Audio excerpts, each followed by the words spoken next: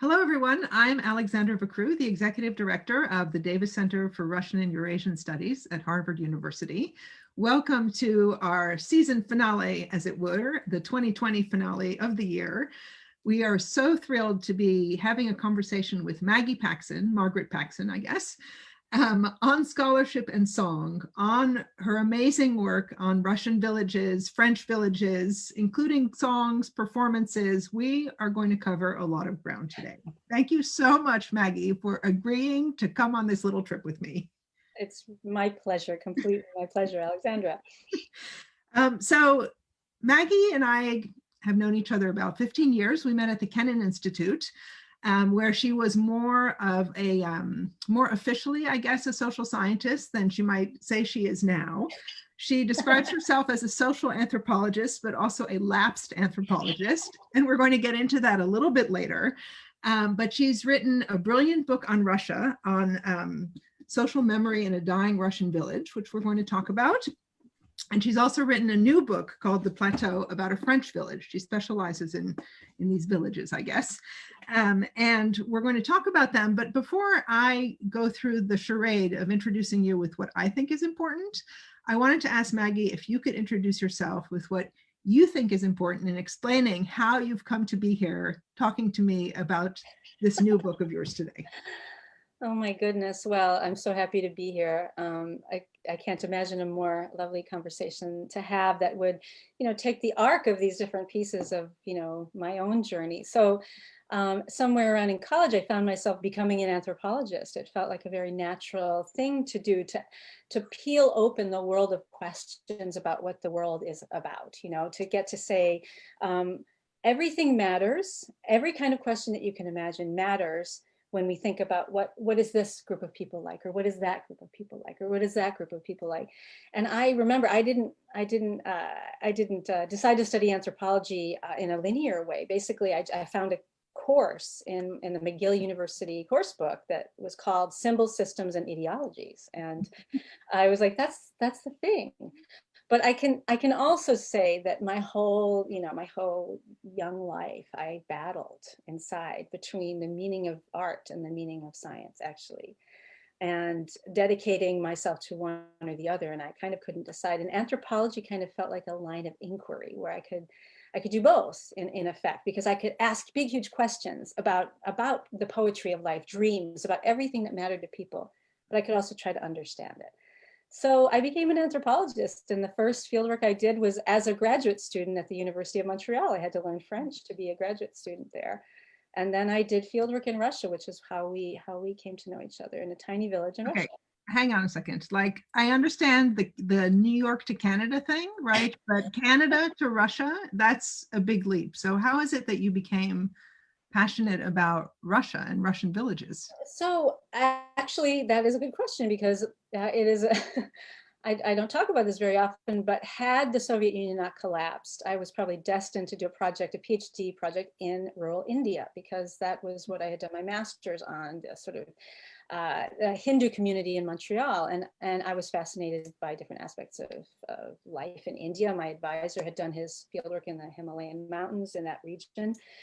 But the Soviet Union collapsed, and these questions exploded open. And two important things were a part of that context as well. First, I absolutely love Dostoevsky. I found in him, like this, in his novels, this extraordinary partner, of the soul. And the other was that I come from, on my mom's side, a Jewish background. My ancestors came from Krakow and Vilna. But the way that translated somehow into my family story was that we were Russian. Of course, I later learned that that didn't count as Russian, but my ancestors spoken Russian. And so I kind of thought, there's this land of deep, extraordinary, mysterious souls, and I am somehow connected to those souls through my ancestry. And yeah, with the opening of the country, it felt like again, I could ask these big questions there. So that's how I found myself, early on after the collapse of the Soviet Union, being one of the first actual anthropologists from the West, going like, what's a village like here? not what is it like in novels or what is it like according to the Russian intelligentsia, but what is it really like? And I had an extraordinary time. What was it like? It was like I know you wrote a book about it, but like. It was nothing like what I expected. It was nothing like anything I'd ever lived or seen. This was these villages up in the north where I was in Volогодskaya Oblast, were these, I can smell them still, like the wood, the hay, the mud, the human smells, like the way the flowers smelled. It was a place of where people lived so close to nature, right? And to the growth of things and to the life cycle of things, animals, plants, right? And it was a very hard life, that I grew up in cities, in Rochester. It's a big city, but it's a city. Mhm. And this was a place where, you had to make the food that you ate mostly, you had to work really hard to feed that one cow that you had. I remember the light bulb, when the light bulb went off, it's like, the cow is it. Like everything that you do is to take care of that cow. Like it's a really hard thing. And then the cow gives you milk and the cow gives you meat and the cow gives you like all kinds of stuff, a calf that you can eat. But it's hard. And it was extraordinary for me at a human level to feel that world, to take it in, to watch its rhythms, the slowness of it, the coldness of it. Yeah, and to be bonded with people there, to love, to sort of fall in love with these people who are very different from people I knew, these little villagers, And I say little because literally the family that I lived with, they were all under 5 feet. So they were actually little. So one of the most interesting things that you describe is that the head of the family was, I don't want to say the word sorcerer, right? But was kind of the mystic who was healing people in the village when they had problems, right? And that ends up being one of the central questions that I think carries over to the book on France also, which is that how do people in very difficult situations cope with the world as it befalls them? Yeah. And how do they bring themselves? I love in art, I love what they call outsider art. I love the art that is about like a person has to express a thing. They have to put their hands in the cave. They have to make that animal. They have to paint a thing or sculpt a thing. And what I saw, people have to heal, right? Then if there's a problem, they have to fix things.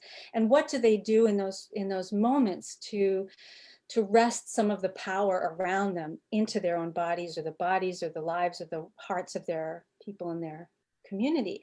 And so, yes, I lived with a person who knew the arts, some of the arts of healing or sorcery in Russia, which had to do with that was the sort of incantations whispered on water, and then you drink the water and the incantations have an effect on your well-being. But it was so profound for me also to see, again, this is a kind of like, how do I get some of the healing power from the world, right? I pull it down through myself into this water, partly because you don't have doctors hanging around and you don't have like, other things. But it for me, there's a beauty in the soul, wanting to kind of rise up to a place of expression and power and determination and will, and to in the case of this village, the guy who is the sorcerer or the healer, he was also a former party member. He was like, he's this guy. He also read magazines, so he did all this new age stuff, like numerology, like all this stuff that his father had taught him from way back when, but also like whatever he had.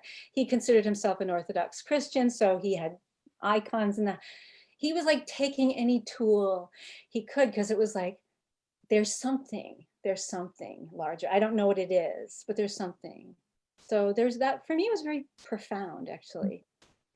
Well, I feel like you're also someone who takes from different parts of the world in order to look at the things that you're interested in. And of course, you're not just a lap social scientist, but you're also a performer. You, in better days, pre-COVID days, sang with the Imperial Palms Orchestra.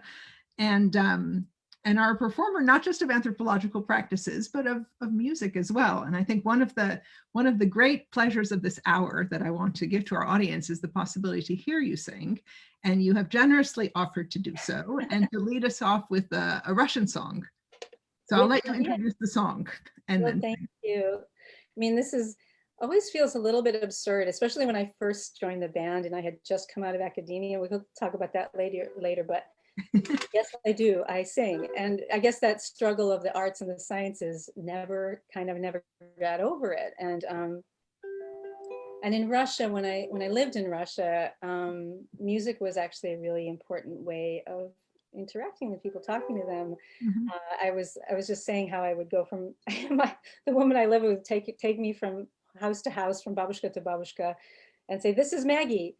She's here. She's an anthropologist. Maggie, sit them and tell them what you're going to do, and then sing a song." So it was a встреча с интересным человеком.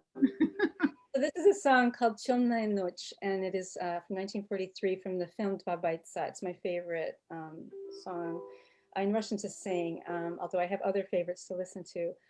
It's from a movie that is a war movie, and it so happens, of course, that the next book that I worked on was very much about this war.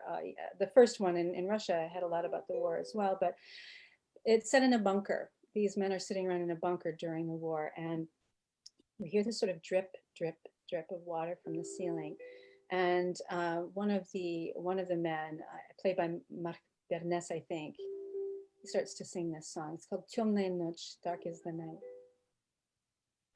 Темная ночь, только пули свистят по степи, только ветер гудит в проводах, тускло звезды мерцают. В темную ночь ты, любимая, знаю, не спишь, и у детской кроватки тайком ты слезу утираешь. Как я люблю глубину твоих ласковых глаз, как я хочу к ним прижаться сейчас губами. Темная ночь разделяет, любимая, нас, и тревожная черная стрель пролегла между нами.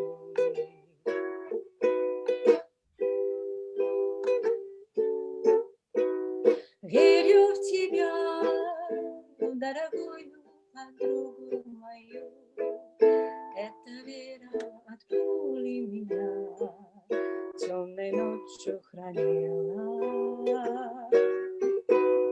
Радость мне спокоен в смертельном бою, знаю, встречи с любовью меня, что со мной не случилось. Смерть не страшна, с ней не раз мы встречались теперь. Вот и теперь надо мною она кружится. Ты меня ждешь, и у детской кроватки не спишь, и поэтому знаю, со мной ничего не случится.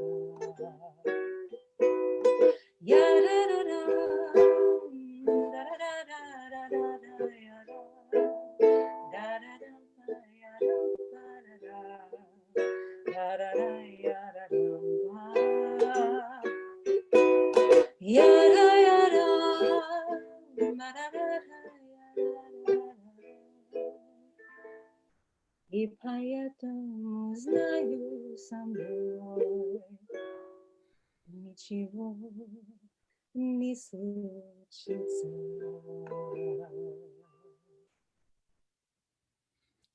Oh, wow. So it's a good transition to the next book, right, which is about some very dark nights. I'm not sure as the end of the song, you say that nothing will happen, nothing bad will happen. That's not exactly the way that things work out. But could you give us a sense of what the Plateau, so this is Maggie's second book, The Plateau. I know it's an impossible task to ask you to tell us what it's about, but maybe you could give us a sense of like what question you were asking when you set out to explore this village. Yeah, so the time came in my own kind of life as a social scientist, as a thinker, where I really wanted to be able to ask a bigger question. You know, I mean, I know for those of us who've been through academia, we've done our PhDs, you know, that's all about kind of, in a way, taking large questions and narrowing them down. And that's because to narrow them down it's like it's faith in the process that if we make it small, then we can climb up the ladder of those small things and get to bigger things via that ladder. But some part of me was, I don't know, I just felt this longing, this deep longing, you know, as I watched the world around me and around us, feeling like things were getting more and more pained and more hard with the wars and the struggles. And I wanted to be able to ask a bigger question. So I kind of I shook my head and I thought, you know, there are bigger questions out there. You know, and I started it out, and the book begins with a question about like, what if you wanted to study peace and you're a social scientist? And I thought, that's a big question. I want a more peaceful world. I want to be part of that. It's a big question. And so as a social scientist, I think I know what to do. I need to find a place. I need to find a community. I need to go there. I need to learn what people are like. I knew how to study communities. And so I found this extraordinary example of this extraordinary community that did these things, these amazing things during the war, sheltered these people from the Nazis at great risk to their own lives. And so this new project was actually about the example of this place, this Plateau Vivre-Lignon that I learned about, where this community together sheltered hundreds, if not thousands, of people and saved those lives from the Nazis. They fed these people, they hid them, they procured false documents for them. They did it at, again, great risk to their own lives. And they did it in what appeared to be a way that was against the logic of, you know, rational choice, you know, looking out for yourself. People were killed for it, but they still did this for years. So I found this example. There's a family tie to this question, which we don't, you know, we may or may not get into it, but I found this example, I found the question, and I decided that I needed to sort of go see with my own eyes and look at it like a social scientist might, so that maybe we could learn from it, maybe I could learn from it, maybe we could learn from it. So you set out, you know, just to summarize, you set out trying to understand why this village collectively seems to be good, right? Yeah. In a sea of rising Nazi tide, right? But the book gets very dark in the middle, right? As you follow the tragic story of your hero, Daniel Trucmet, as he tries to protect these children. And in the book, there's a sense that you're surprised or even shocked at how dark it gets, right? And I was wondering, like, if you didn't expect that, sort of like, if you go off kind of studying an aspect of the Holocaust, like it's going to get dark, right? And how you kind of came to realize that it may be a story about people doing good, but it's amidst you know, an environment, a terrible, horrible, dark miasma of horror. Yeah. So it's one thing to conceptualize that this is going to be dark, right? That this is going to go to dark places. And it's another thing to sort of spend years trying really hard to immerse oneself in a story that has these contours to it, because you get to see, you know, some of the worst of what we're capable of in the contours of this story, like so many of these stories from that period. And I think what it was a commitment that I decided to make which is I'm going to not only wrench open this story for you know, as a story, but also I'm going to walk through, I'm going to try to empathize with the moments, all of these moments. I'm going to try to see how I can feel what people are feeling. And you can't, of course, but you can try, right? And it felt really important to me to try to bring myself inside. So that's very hard. That's very hard. I mean, it's nothing like the heart of what people who live that. But I felt very, very strongly. I remember I took art classes in high school. And I remember a moment when I really fell in love with charcoal as a medium. And someone remarked that, that I did a good job with contrast. So basically, there's a principle in art, I feel like, that things have to exist against the relief of other things, right? So the goodness of this place, right, is not really the same without the backdrop of what people were living, the fear, the terror, the horror, the ugliness, right?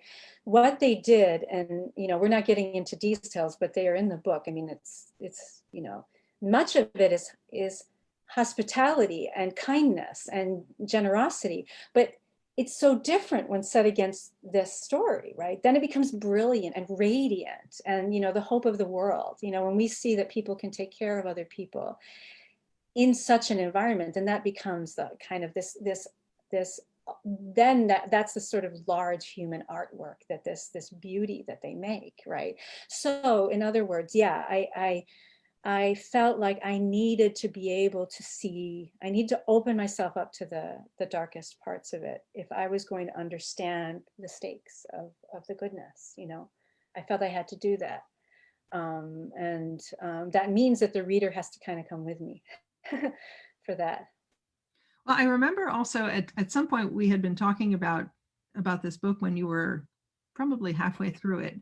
And you had shown me drawings that you were making of how you were conceptualizing the chapters, right? That the artwork, I mean, it's not just kind of conceptual in your head, but it was literally a way to put down on paper the way that you were going to tell the story and to talk about those contrasts. Can you just describe a little bit how that helped you? Yeah, I mean, again, as we were talking about the other day, it's like this is, the Solovyovo, the first book that I wrote it in a proper, you know, linear way, and I had an outline, and the outline worked, and it helped me. But here, I realized somewhere midway through that an outline, like, you know, we all write our outlines, an outline wasn't going to do it. It wasn't going to get me from point A to point B. But what was, because I needed to see the whole shape of everything. Like I needed to see what really mattered. So like there's a chapter called Along Came a Spider towards the end of the book. So the spider it comes up once or twice as an image, but it is absolutely at the core of the story. So the drawings serve to tell me how a chapter is shaped and how that spider has to be central to the action rather than like just, you know, one line in an outline. You had to end that chapter and feel the important, like that, feel that spider in a way, right? I don't know if this makes sense. It's kind of, but it's a sensibility that I had to kind of give into, right? That writing wasn't going to be like what it was like before. Writing was going to be different. That writing was going to include having to trust moments and images and these feelings that were like exploding out of me in a way, right? And what they were tied to, you know, as images.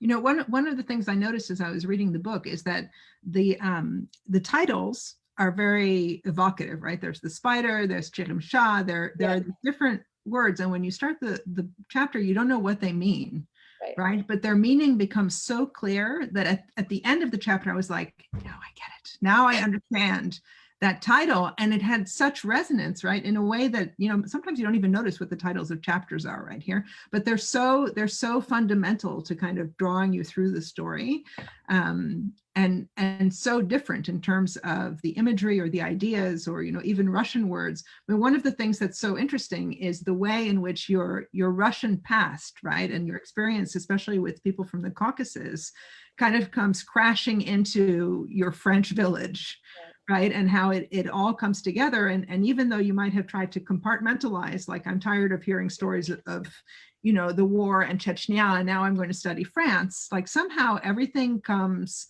kind of swirling together. And it seems like in ways that you didn't expect it to. Oh my gosh, no. I mean, to have arrived in this village the very first time, waiting to like, I'm gonna go spend time with farmers like I did in Russia, and I'm gonna learn the social. And of course, you know, these extraordinary things happened before. It's not now, but I can, you know, I can learn about social patterns. That was the project as I set it up, right? And then I get there and I'm like, oh, it turns out there are all these refugees living there today. Among those ones from the former Soviet Union, who are Russian speakers, right? Who didn't speak French. So the next thing I know, I'm like, whoosh, you know, inside, you know, also this was another sort of breakdown of my anthropology training. It's like, suddenly I'm lapsed, because also I was like, get to work, kid. Like, you speak Russian, they need to get, you know, somebody's coming to their house, a nurse is coming to their house, and they need to know where the heater is. And so get to work, Maggie, you know, like, you get swept up in the magnetic force of all this wonderful stuff that they do, because you know, you want to be of use. You start wanting to be more wanting to be of use than just sitting there neatly with your notebook. But yes, the Russian story, you know, came in a lot of ways. As I was trying to understand what belonging is like in this French village. On the one hand, you know, we talked about this boy, you know, this person who became sway to me right away, one's own. But in how music worked, how hospitality worked, then how healing worked, how, you know, how people face the uncertainty and the unknown. It was sort of everywhere. And then, yes, these refugees from the Caucasus who became very dear to me and actually made me long for Russia and miss Russia very much. These villagers, actually, they were from you know, Chechen village. And yeah, I mean, yeah, because there was no peeling it out anymore. There's no taking it away anymore, you know, and saying that this is my present and that was my past. This is France and it's one story in effect. You know, there's a very evocative scene that you have when you're doing research in the Holocaust Museum that for me really captured the way in which, you know, you think you're doing one thing, right? You think you're at the Holocaust Museum, you're studying the archives, right? But if you open yourself to what else is happening in the moment, you realize that you potentially have access to a lot more that's happening around you. I don't know if you want to tell that story or read from the book, the elevator. Yeah, I can maybe just briefly tell it, because it was, yes, it was one of those days. I had a fellowship at the U.S. Holocaust Memorial Museum here in Washington, D.C., which, if I can make a plug, it is absolutely the most extraordinary research institute that I've ever been able to be a fellow at, like, because of day-to-day community that I was part of, really. And the archivists and the librarians and everyone feels the importance of the never again, right? It's not just about one story of the Holocaust. It's about how can we as scholars, you know, work to make this never happen again, genocide never happen again. So, but it's hard. It was hard. So we as a little kind of community of scholars, you know, we would cling to each other because it was very hard. We'd be having nightmares all the time, and I'd have to look this stuff up, and you know, it's terrible, terrible, hard, painful stuff that you're looking at. And I should say that the archive is in the middle of the museum, right, where there's so much evidence of the horror. Also, you can't. Right. Well, now it's actually moved, but back then, yes, it was all together under one roof. And so anytime I wanted, I could go and wander through the museum, which I did often because I wanted to have these images up close because I wanted to understand the stakes of this. So one day I was, you know, going to the museum, like just going up to the 5th floor, up to the archives, up to the library. And yeah, there was a woman who works at the museum and who was with a little old lady. And I knew the woman who worked at the museum, and we greet each other, and she knew me to the woman who worked at the museum, and so she wanted to introduce me to the little old lady named Regina. And she said, Regina, they held the elevator for me. This is Maggie. She's one of our fellows here. And so the little lady like looked up at me, and she said, also, Regina, Maggie sings in a band. And then suddenly this little old lady was very interested. Really? And she had this wonderful, thick kind of Polish accent, beautiful woman in her 90s. And so the absurdity of this did not miss, I did not miss the absurdity of the situation. So I was like, yeah, in fact, one of my songs that my band does is By Mir bist du schön, which is a very popular song, partly in Yiddish from that period. And she said, really? She looked at me, really? Like she was really, she was so charming. And I said, yeah. And she said, she looks up at me, she goes, Bei mir bist du schön. She starts singing the song. And then I'm like, are you kidding me?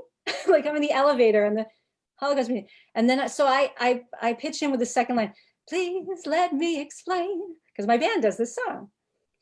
And she's like, no, she's up, no. To do the whole song in Yiddish. And so she proceeds to sing the entire song, going up the elevator, up the whole song to me in Yiddish, which is of course the language of my own ancestors, right? And at the end of the song, you know, we land at the fifth floor. She finishes the song and she goes, oh. Like she does this beautiful curly, like, and then the doors open, we walk out into the library. So she, I learned, was an Auschwitz survivor, right? So the reason she was at the library was as a volunteer at the Holocaust Museum. So she would volunteer to talk to little students about what it was like to be in Auschwitz.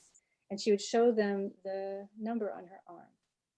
So like, I'm even getting choked up thinking about this story. Like, so here's this person who lived this thing, and of all the choices that she could make about what kind of person she wanted to be in the world, she became a person who would tell children about her life and who would sing a song going up the elevator of a very dark place. So she was very like I know you noticed that scene. For me, it was like, it opened these doors to me too. What really matters, right? How do you get past the horror, right? So she did, right? I mean, not that she didn't have the life of this horror, but also she could be that person, right? Who could do that. So that was very special. And then so I made that the center of one of the chapters of the later chapters, the Song of the Chidim Shah, that was about beauty, right? What beauty is, you know, and how it heals. So can I ask you to sing a song in honor of Regina? yes, sure. This one comes in this is two languages. This is French. It starts in French, and then I'll do the Yiddish version, which was collected in a very difficult place. The song is called J'attendrai, I Will Wait for You. And it was one of the most kind of big songs of the wartime. It means it was one of those songs of longing, you know, I'll be seeing you in French. The Yiddish version was collected in Auschwitz. So Jewish people were singing this in Auschwitz. So I'll just do the first verse in French and then I'll change it to the Yiddish. J'attendrai le jour et la nuit, j'attendrai toujours ton retour. J'attendrai car l'oiseau qui s'enfuit vient chercher l'oubli dans son nid. Le temps passe et court en battant tristement dans mon cœur si lourd. Et pourtant j'attendrai ton retour. Les phares pâlissent, le feu s'éteint, ombre se glisse dans le jardin, l'horloge tisse des sons très rares, je crois entendre ton pas. Devant ma porte, des bruits lointains, et dans ma porte, j'écoute en vain, hélas plus rien ne vient. Denk nach dir, Betrug Nacht, holam ich von dir, komm zu mir. Gedenk wenn ich seh, Blumen blühen and schmeckte wie's kleine Vögel flying herum der Nest. Es läuft die Zeit nicht schnell, mein Gedank voll mit Bank und mein Träum daher. Herr mich, du komm zu mir, ich bank nach dir. Herr mich, du komm zu mir, bank nach dir.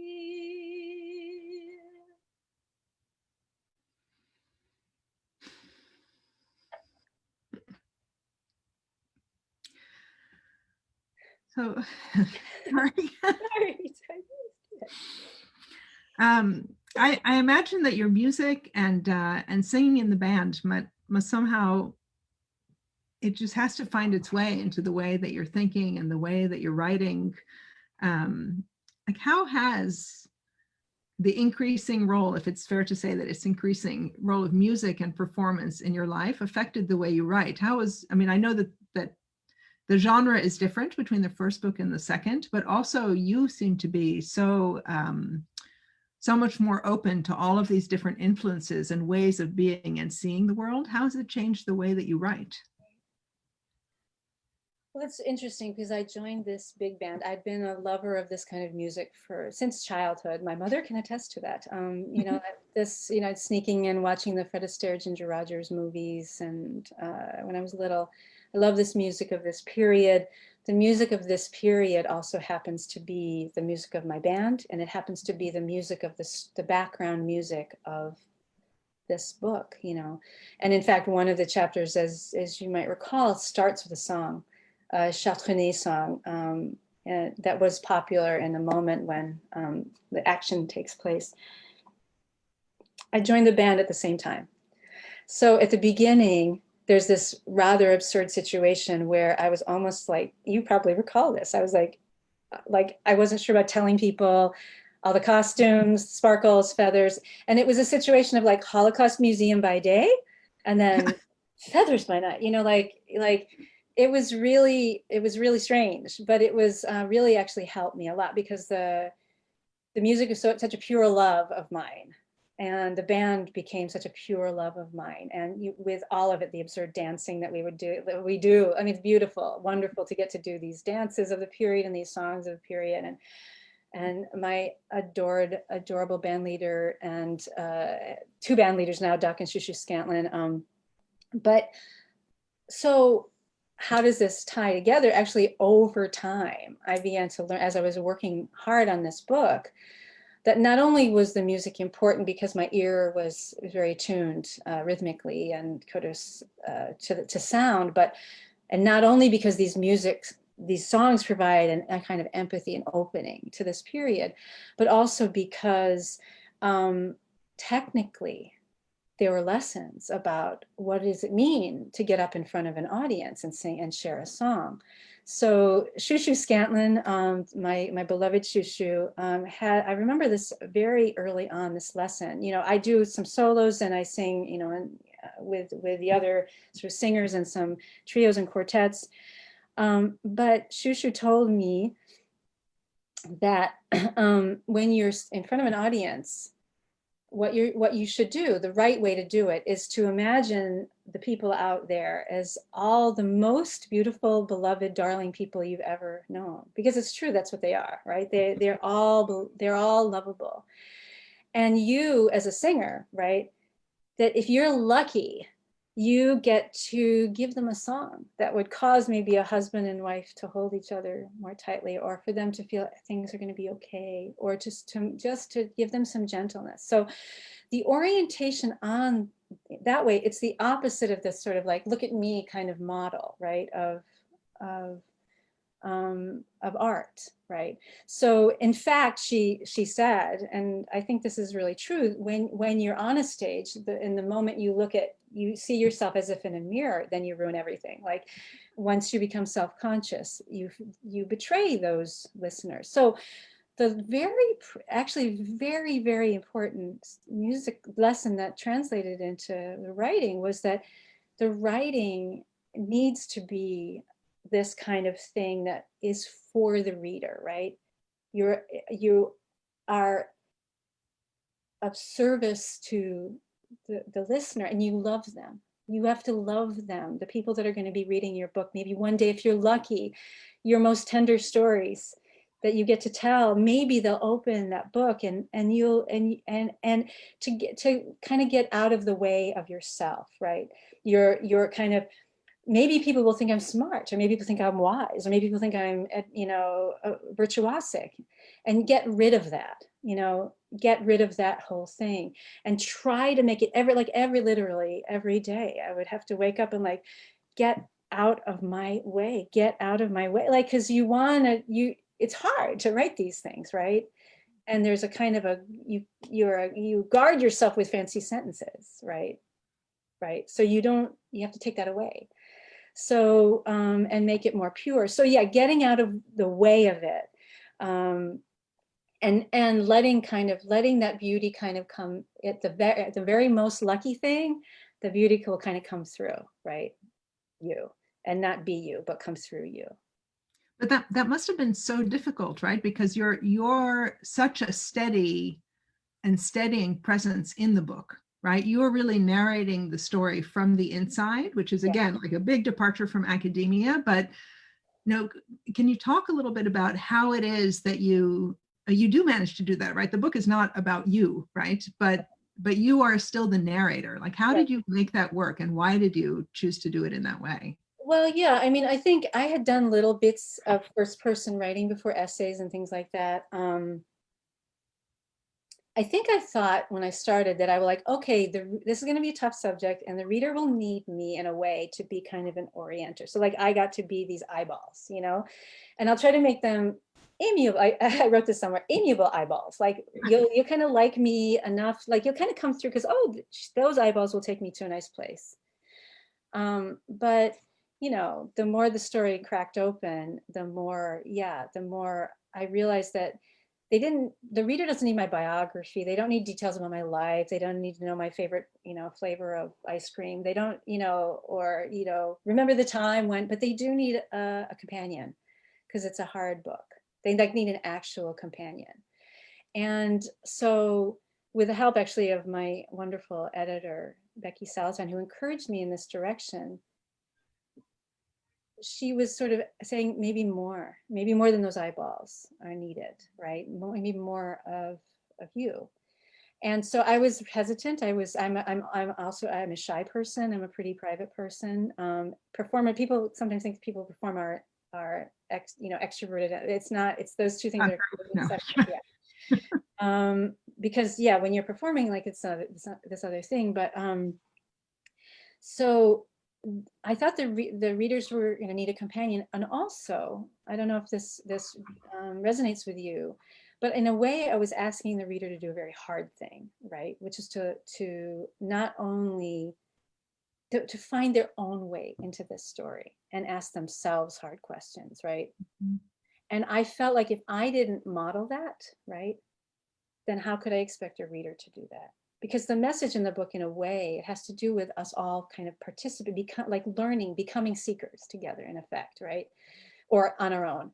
But how, if I didn't model that, like that I have failures and I have struggles and if I didn't model that, how could I expect a reader to do that? So yeah, I was quite scared about sharing things about my life, but I felt like, again, it is not a memoir, as it's not about me, but I really wanted to be like a companion, a faithful companion who would make it safe for anyone to go through this story on their own, So you walk us through this incredible story, and how would you describe where you land at the end?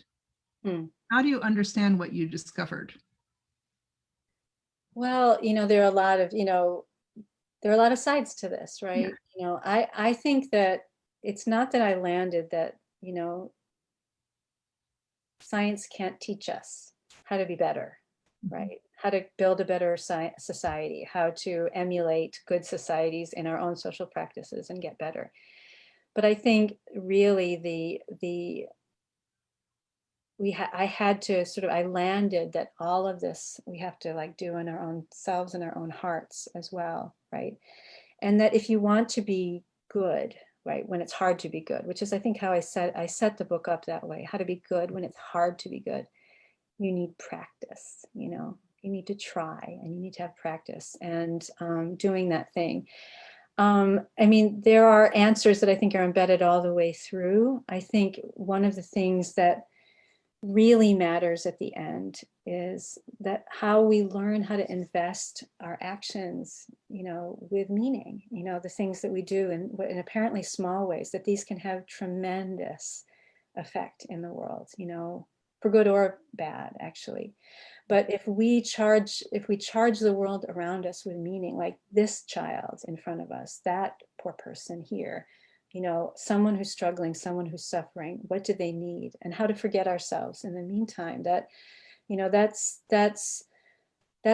feels really important. I mean, the other thing is, I mean, you know, in a way, I set the book up as sort of like, you know, what's the magic sauce? What do they know? What's the magic water that they're drinking there? And of course, we know there's no such thing as magic water that people drink to make them good when it's hard to be good.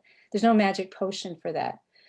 And, you know, I was like, I don't believe in that kind of magic. I'm going to go find this, you know, these scientific truths. And of course, I get thrown into my own kind of doubts. But in a way, I land in a kind of a, not magic, but alchemy, you know, because what the trick is, it seems to me, that what the thing that these people know how to do that we don't all know how to do is how to see in the face of a stranger, maybe a stranger who's poor, maybe you don't know if they're safe, maybe you don't know the language that they come from or their circumstances, but they see in the face of that stranger a friend, you know.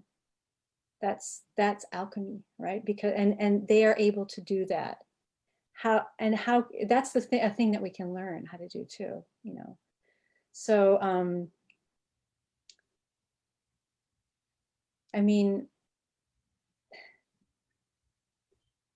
yeah, I mean, it kind of begins and ends with these I think very human things. I didn't want to put these people on a pedestal as much as they belong on a pedestal. Right, they really do. Let the angels sing about them. They really belong in a pedestal. But I wanted to understand the kinds of things that I could learn how to do. If there are angels on a pedestal, then how could I ever be better? You know, myself. So this question of you know, personal aspiration, right, to be a better person in the world, to find beauty even amidst horror and fear and uncertainty. You know, it really makes the social scientists ask questions, right? I mean, and you have a wonderful way of putting it, which is, you know, one of the things that we want to do as a social scientist is to go out and find out how things work and to use our words and ideally use our numbers to try and describe them as best we can in order to explain them. But I feel like one of the lessons from the book is that and you write it that using just words and maybe numbers, it makes all the beauty and the terror and the awe and the devastation somehow smaller and flatter than it is, right? And then there's got to be something else on top of that that really conveys the meaning. And what I find fascinating about it is that, you know, what really works here is the combination of sort of the ideas about methodology and the fact that it's an emotional book and it triggers an emotional response from the readers. And it's so distant from what we try and do in academic writing, in part to keep our vision sort of clear, you know, or objective. But we also know that when we're teaching, the only way to really get students to absorb something is to make it emotional for them on some level, either through humor or through something unexpected, right? Or something that's personal. Like they only engage with it when they really feel it in addition to thinking it. Right. And I think that comes through so beautifully in the book. And it's really hard to pull off. Well, I mean, it was an extraordinary chance to get to live in a beautiful story for a while, right? A beautiful with this, you know, awful stuff happening around it, but really a truly beautiful, with inspiring souls all around. And then get to work hard at a new kind of, making a new kind of thing. I mean, the way I started thinking of what you were kind of just talking about, there's, when, you know, an inquiry has different impulses, and one is like an analytical impulse, like, what's that thing? I need to understand it, right? And that is a beautiful and noble endeavor, right? And we need it, and we need that narrowing down. But there's another thing that happens when you see something remarkable. Oh my God, what is that thing? I need to show people that thing, right? I need them to see that thing. Oh, just like that, you know? And so it's the evocational kind of impulse. Like, I want to, if I make it just like that, people will also be touched just like I was touched, right? And, you know, I don't think it's black and white. I think in my own heart, I think I started having more trust in the evocational impulse. And it was a beautiful thing to work on, actually, to get to say, what's the thing that I could write down, what words that would make other people like feel that awe that I felt of these souls, right, that did this thing. What is, or who could be sad in a moment as I was sad, or touched, or whatever else, you know. I think you succeeded, right? It's really, it's such a moving book in both directions, both in the positive and in kind of feeling the horror and the sadness.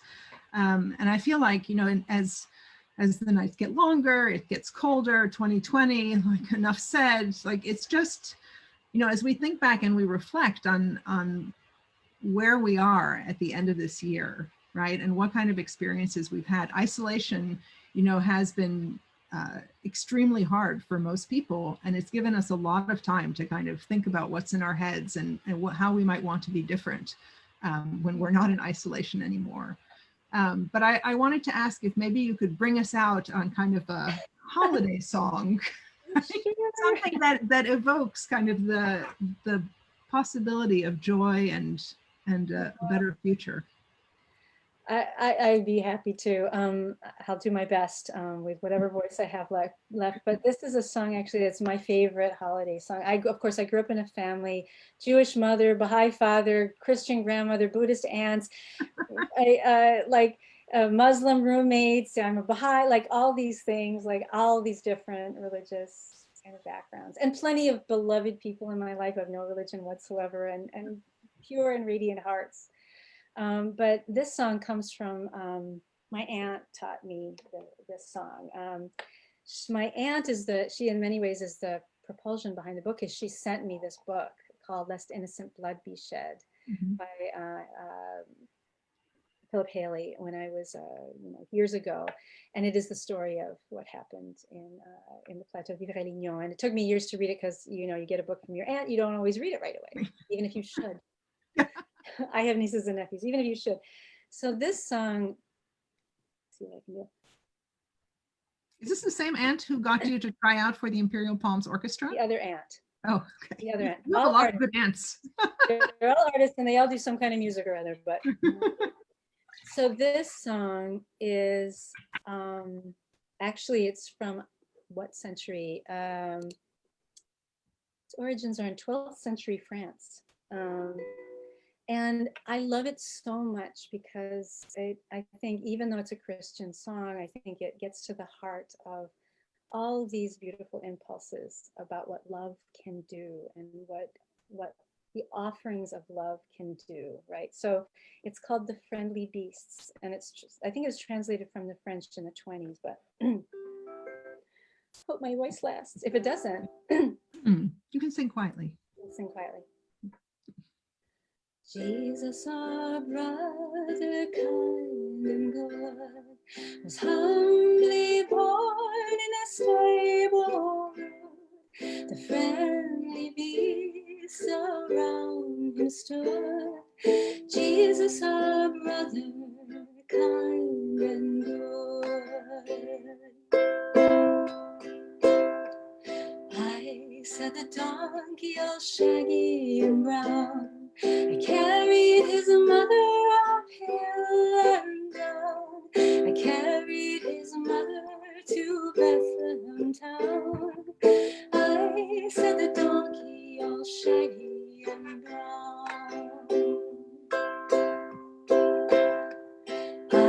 I set the cow all white and red. I gave him my manger for his bed. I gave him my hay to pillow his head. I set the cow all white and red. I set the sheep with a curly horn. I gave him my wool for a blanket warm. He wore my coat on Christmas morn. I set the sheep with a curly horn. I set the dove from the rafters high. I cooed him to sleep so he would not cry. We cooed him to sleep, my love and I. I set the dove from the rafters high. Thus every beast by song good spell in the stable room was glad to tell of the gift he gave Emmanuel. The gift he gave Emmanuel.